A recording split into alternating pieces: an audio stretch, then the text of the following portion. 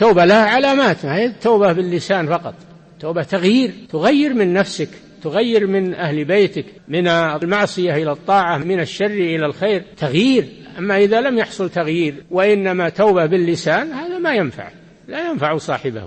الذي يتوب إلى الله توبة صادقة يغير من حاله السيئة إلى حاله الطيبة، ذلك بأن الله لم يكن مغيرا نعمة أنعمها على قوم حتى يغيروا ما بأنفسهم. إن الله لا يغير ما بقوم حتى يغيروا ما بأنفسهم، هذا مربوط بنا. فإن غيرنا من السيء إلى الحسن، من المعصية إلى الطاعة، من الشر إلى الخير، غير الله ما بنا من شدة ومن بؤس ومن قحط ومن غلاء أسعار ومن إلى آخره، غيره بالخير لأن الجزاء من جنس العمل. أما إذا لم نغير وبقينا على ما نحن عليه فما عند الله أشد، لا حول ولا قوة إلا بالله.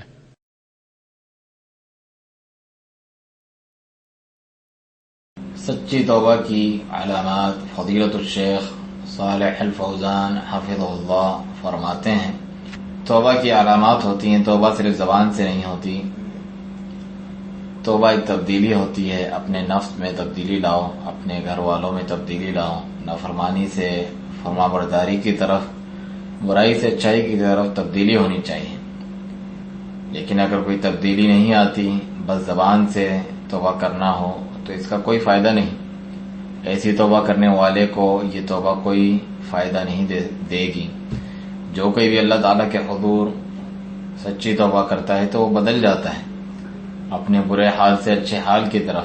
فرمانے والی تعالیٰ ہے ذَلِكَ بِأَنَّ اللَّهَ لَمْ يَكُنْ مُغَيِّرًا نِعْمَةً أَنْعَمَهَا عَلَى قَوْمٍ حَتَّى يُغَيِّرُوا مَا بِأَنفُسِهِمْ، یہ اس لیے کیونکہ اللہ کبھی اس نعمت کو بدلنے والا نہیں جو اس نے کسی قوم پر کی ہو، یہاں تک کہ وہ خود اپنی حالت تبدیل نہ کر لیں۔